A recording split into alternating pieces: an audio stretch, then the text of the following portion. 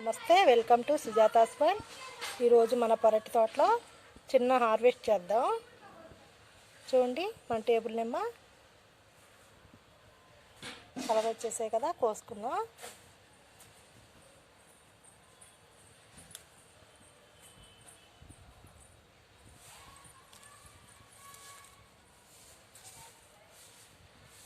ఎంత పలచగా ఉందో చూడండి, కోస్తుంటేనే తోలు వచ్చేసింది.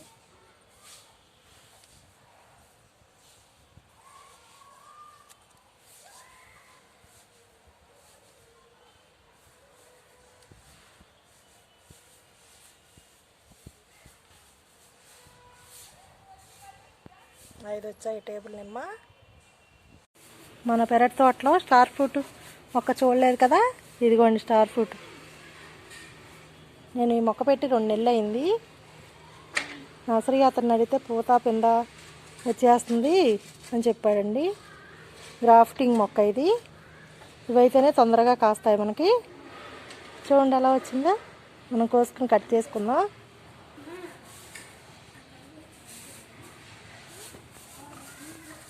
పూత కూడా చూడండి ఎంత అందంగా ఉందో స్టార్ ఫ్రూట్ది. మనకి ఇక్కడ చిన్న కాయ ఉంది, అది పెద్దదైంది, చిన్నగా ఉంది. అది చూడండి కింద.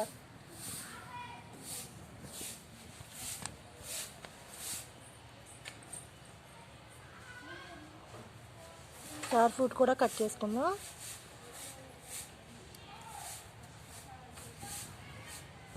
గులాబీలు చూడండి ఎంత అందంగా ఉన్నాయో. గులాబీలు కూడా కోసుకుందాం. మన పూజకు ఉపయోగపడతాయి కదా.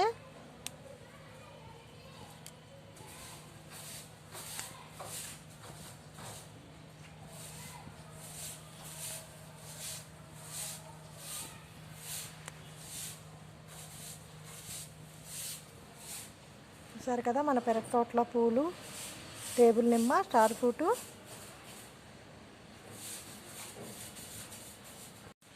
ఈ గులాబీని బటన్ రోజ్ అంటారండి.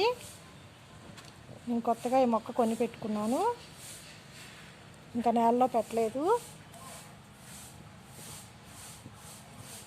పిచ్చి పిచ్చిగా ఎంత బాగుందో చూడండి గులాబీ.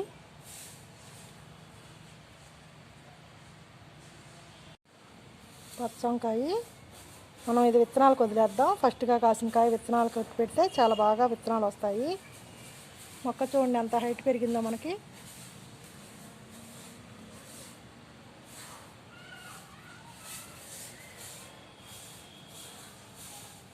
మనం స్టార్ ఫ్రూట్ కట్ చేద్దాం.